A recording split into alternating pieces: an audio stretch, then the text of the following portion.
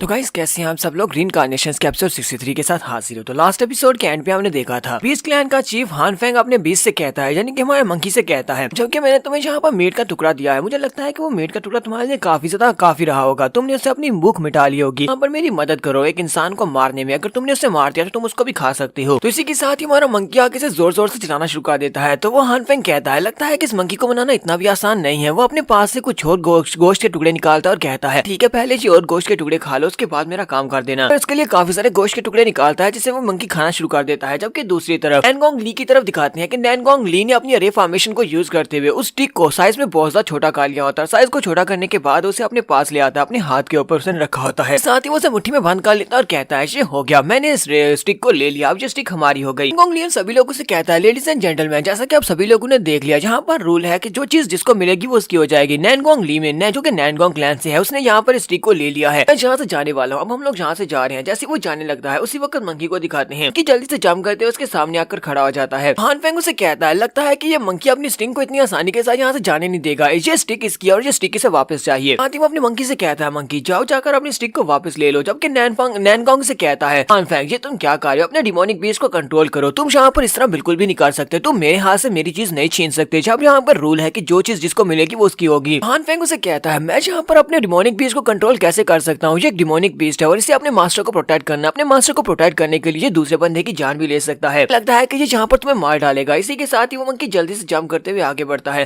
जो मंकी होता है वो जंप करते हुए सीधा हमारे लिंजुई की तरफ आगे बढ़ता है। जब वो लिंजुई की तरफ आगे बढ़ रहा होता है, तीतर गाड़ी चलाकर उसे कहती है, योर एक्सीलेंसी प्लीज बचे, ये आपके ऊपर अटैक करने वाला है, ये लिटिल मंकी यहाँ पर अटैक करेगा। ऐसे वो मंकी हमारे लिंजुई के पास पहुंचता है तो हमारे लिंजुई उसे कैच कर लेता है और कहता है, लिटिल बेबी मुझे ये बताओ कि किसी ने तुम्हें तंग तो नहीं किया। वो आगे से जीजी करना शुरू कर देता है। जैसे कि वो लिंजुई जाओ मंकी अपनी रॉड को लेने के बाद उसकी तरफ देखता है, यानी कि अब उसके ऊपर अटैक करने वाला है। हान फेंग हमारे लिंजुई से कहता है, लिंजुई ये डिमोनिक बीस्ट तुम्हारा है, प्लीज अपने डिमोनिक बीस्ट को कंट्रोल करो, ये मेरे पर अटैक करने वाला है। तुम्हारे लिंजुई से कहता है, थोड़ी देर पहले तुमने तो कहा था कि डिमोनिक बीस्ट अपने मास्टर को प्रोटेक्ट करने के लिए कुछ भी करते हैं, और एक डिमोनिक बीस्ट को कंट्रोल नहीं किया जा सकता जब उसके मास्टर के ऊपर कोई अटैक करता है, तो ये मुझे लगता है कि ये तुम्हें मार भी सकता है। मंकी जैसे उसके ऊपर अटैक करने के लिए आगे बढ़ता है तो उसके हान फेंग के साथ उसके जो साथी होते हैं उसे कहते हैं, यंग मास्टर प्लीज यहाँ से भागे, हमें भागना होगा। मास्टर भी जल्दी से अपने दोनों साथियों को पकड़ता है और उन दोनों को उठाकर सामने की तरफ कर देता है। उनके सामने की तरफ अपनी रॉड को घुमाते हुए उसके ऊपर अटैक करता है तो वो दोनों गार्ड जो होते हैं वो उसके सामने आ जाते हैं और उसका डंडा जो होता है उन दोनों गार्ड्स के साथ टकराता है और वो दोनों जख्मी होकर पीछे गिर जाते हैं। हान फेंग उन दोनों साथियों को सामने कर वहां पर से भागना शुरू कर देता है। वो वहां से भाग जाता है और उसे कहता है, लिंजुई पास इंतजार करना, बहुत ही जल्दी तुम्हारे से इस बात का बदला लूंगा। हान फेंग के वहां से भाग जाने के बाद अब सिर्फ नैनगोंग ली बचता है। तो मंकी उन दोनों के ऊपर अटैक करने के बाद अब नैनगोंग की तरफ देखता है तो नैनगोंग बहुत ज्यादा घबरा जाता है और कहता है, प्लीज मुझे मत मारना, मुझे पता है मैंने गलत किया है पर मुझे जान से मत मारना। अपनी रॉड के साथ उसके ऊपर अटैक करने के लिए आगे बढ़ता है। जैसे ही उसके करीब पहुंचता है तो लिंजुई से कहता है, रुक जाओ। तो मंकी वहीं पर रुक जाता है। नैनगोंग ली बेचारे की तो हवा निकल जाती है, वो बेचारा बहुत ज्यादा घबराया हुआ होता है, उसे लगा था शायद वो मरने वाला है। कि दूसरी तरफ हमारा लिंजुई वहाँ पर जितने लोग मरे हैं उन सभी की रिंग्स को उठा लेता है और कहता है, ये इंपीरियल बीस्ट क्लैन के लोग ये तो काफी ज्यादा अमीर लगते हैं, ये दोनों सिर्फ और सिर्फ गार्ड्स है, लेकिन इन लोगों की रिंग के अंदर भी काफी सारा माल है। लिंजुई सोच रहा होता है, मेरे पास अब जितना ज्यादा पैसा है, इतने सारे पैसे के साथ मुझे लगता है कि मेरे पास तकरीबन 20 बिलियन जाओ आयरन तो हो ही गए होंगे, कि जितने काफी नहीं है, मुझे तकरीबन 20 मिलियन और चाहिए। लिंजुई उस रिंग्स को उठाने के बाद उनको अपने रुमाल के साथ साफ कर रहा था और साथ ही नैनगोंग ली से कहता है, तुम तो ऐसा बिल्कुल भी नहीं चाहते हो कि मैं तुम्हें मारने के बाद तुम्हारी रिंग के ऊपर लगे हुए ब्लड को इस तरह साफ कर रहा हूँ। नैनगोंग ली उसे कहता है, प्लीज मुझे माफ कर दो, मैं यहाँ पर गलत हूँ, मुझे ये बात पता है, लेकिन प्लीज मुझे माफ कर दो, मुझे जान से मत मारना। लिंजुई से कहता है, मुझे ये बताओ, तुमने कहा कि तुम्हें पता है कि तुम गलत हो, तुमने गलती की है, तो तुमने क्या गलती की है। नैनगोंग ली से कहता है, मैंने यहाँ पर ये गलती की है कि मैं तुमसे बहुत ज्यादा जेलस होता हूँ, मैं पर्सनली तुम्हारी बात को अपने माइंड पर ले लिया और उसके बाद तुमसे जेलस हो रहा हूँ कि तुम्हारे पास बहुत कुछ है और मेरे पास कुछ भी नहीं है, वजह से मैं तुम्हारे खिलाफ था, यही मेरी गलती है, मैंने तुम्हारे खिलाफ बहुत ज्यादा गलत किया है। लिंजुई मंकी से कहता है, चलो शुक्र है कि इसने रिपेंट किया, इसे पता है कि इसने क्या गलत किया है, इसे यहाँ पर पिलर के साथ बांध दो, फिलहाल के लिए इसे बांध दो, ये हमारे काफी ज्यादा काम आएगा। मंकी उसे वहीं पर पिलर के साथ बांध देता है। जबकि हमारा लिंजुई वापस मुड़ता है बिटर मॉन्क के पास और उसके पास आता है और उसे कहता है, जबकि ये सारा मसला हल हो चुका है, मुझे बुद्धा एम्परर के पास लेकर जा सकते हो, तुमने कहा था कि जो भी जीतेगा उसे बुद्धा एम्परर से मिलने का मौका मिलेगा। तो बिटर मॉन्क उसे कहता है, लेकिन माय लॉर्ड प्लीज यहाँ पर थोड़ी देर रुके, मुझे अभी इस मैटर के ऊपर थोड़ी सी ब्रीफिंग और चाहिए, मैं आपको ऐसी अपने बुद्धा एम्परर के पास लेकर नहीं जा सकता। साथ ही वो सोच रहा होता है, हमारे सॉदर्न रॉम में इस तरह का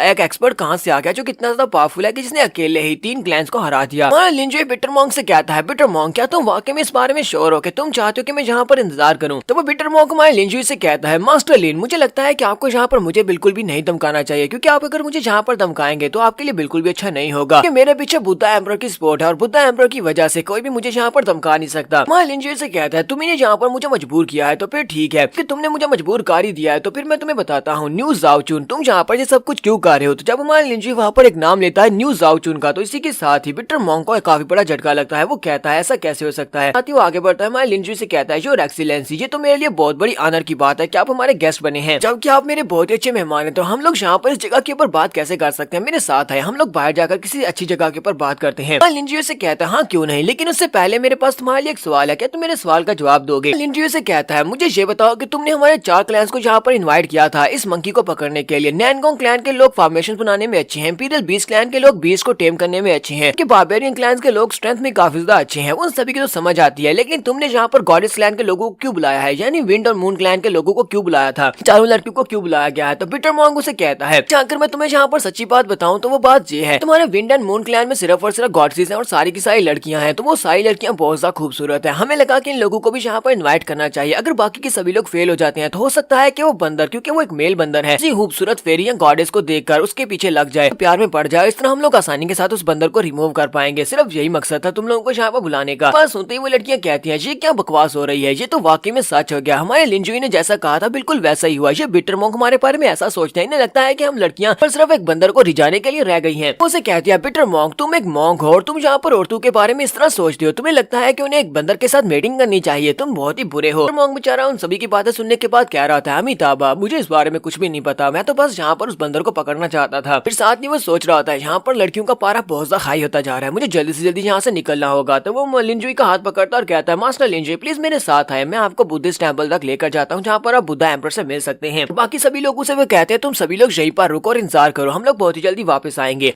तो विक्टर मोंग हमारे लिंजुई को अपने साथ लेकर उस टेंपल से बाहर निकल आता है और बाहर निकलते हुए दूसरे टेंपल की तरफ जा रहा था। वो उसे कहता है तो विक्टर मोंग हमारे लिंजुई से कहता है मास्टर लिन अब यहाँ पर आसपास कोई भी नहीं है, तो मैं आपसे एक सवाल पूछना चाहता हूँ। मैं आपसे ये पूछना चाहता हूँ कि आपको इस नाम के बारे में कैसे पता चला, आपको कैसे पता चला न्यू जाओचुन के नाम के बारे में। हमारे लिंजुई से कहता है मास्टर विक्टर ये बात तुम्हें अच्छी तरह से पता है कि मुझे इस बारे में कैसे पता चला, क्योंकि ये तुम्हारा ही नाम है। विक्टर मोंग अभी भी यहाँ पर बहुत ज्यादा हैरान हो रहा था और उसे कहता है लेकिन मास्टर लिन आपने मुझे पहचाना कैसे। तो लिंजुई से कहता है क्या तुम्हें लगता है कि मुझे यहाँ पर इस बात को तुम्हारे लिए क्लियर करना होगा कि तुम हर वक्त अपने मुंह के ऊपर मास्क पहनकर आते हो, इसी वजह से कोई तुम्हें पहचान नहीं सकता। तुम जहाँ पर विक्टर मोंग हो लेकिन किसी और जगह पर तुम न्यू जाओचुन थे। एमरल्ड हाउस एंड्योरेंस रैंकिंग की रैंकिंग में तुम्हारा जो सर प्लेस था वो सेकंड प्लेस थी। तुम्हें लगता है कि तुम्हें कोई चेक नहीं करेगा। बस सुनने के बाद विक्टर मोंग हैरान होकर उसे कहते कहीं ऐसा तो नहीं है कि वहाँ पर आपकी फर्स्ट रैंकिंग थी, वहाँ पर फर्स्ट रैंकिंग के विनर थे। हमारे लिंजुई से कहता है हाँ ऐसी बात है। फिर साथ ही वो से कहता है ये सारी बातें छोड़ो, मुझे ये बताओ कि जाओचुन से एक फेवर चाहिए, तो क्या जाओचुन मेरी मदद करेगा जब भी यहाँ पर कोई मुसीबत आएगी। मुझे तुमसे एक फेवर चाहिए, मैं चाहता हूँ कि जब साधारण राम में कोई ड्रामा लाएगी तो तुम्हें मेरी साइड के ऊपर से मेरा साथ देना होगा। जाओचुन से कहते हैं हाँ क्यों नहीं, मैं आपका साथ जरूर दूंगा। और साथ ही वो अंदर से सोच रहा होता है इसे मेरे सीक्रेट के बारे में पता है, मैं इसे यहाँ पर ना कैसे कर सकता हूँ, चाहे मुझसे यहाँ पर कुछ भी करवा ले मुझे वो करना ही पड़ेगा। फिर साथ ही हमारे लिंजुई से कहता है अच्छा मैं तुम्हें एक और बात बताता हूँ, मैंने यहाँ पर रैंडमली किसी को नहीं मारा। यहाँ पर तुमने जिन 3 लोगों को बुलाया था, जिन 3 बड़ी फैमिलीज के लोगों को बुलाया था, वो सभी लोग पहले से उन लोगों के साथ मिल चुके हैं। बारबेरियन क्लैन और बीस्ट कंट्रोलिंग क्लैन ये सभी लोग भी डार्क साइड को ज्वाइन कर चुके हैं। ये लोग भी डार्क एम्परर यानी कि उस डीमन किंग को ज्वाइन कर चुके हैं। जैसे मैंने यहाँ पर इनकी जान लेकर इन सभी को एक छोटा सा सबक सिखाया, क्योंकि हम सभी लोग बुद्धा एम्परर की तरफ से फाइट करने वाले हैं, सभी लोग डार्क साइड से फाइट कर रहे हैं, बिल्कुल भी घबराने की जरूरत नहीं है। मैंने जियान क्लैन, मैंने जाओ क्लैन और इसके साथ साथ विंड एंड मून क्लैन, तीनों क्लैंस को यूनाइटेड कर दिया है। मुझे सिर्फ और सिर्फ अब जहाँ पर बुद्धा एम्परर की मदद चाहिए, प्लीज मुझे बुद्धा एम्परर तक ले जाओ, मुझे बुद्धा एम्परर से बात करनी है। तो जहाँ पर हम लोग अपनी एपिसोड 63 का एंड करेंगे। एपिसोड की एक्सप्लेनेशन अच्छी लगी हो तो कमेंट करके जरूर बताइएगा। चैनल को सब्सक्राइब कर दे, वीडियो को लाइक और शेयर कर दें। शुक्रिया।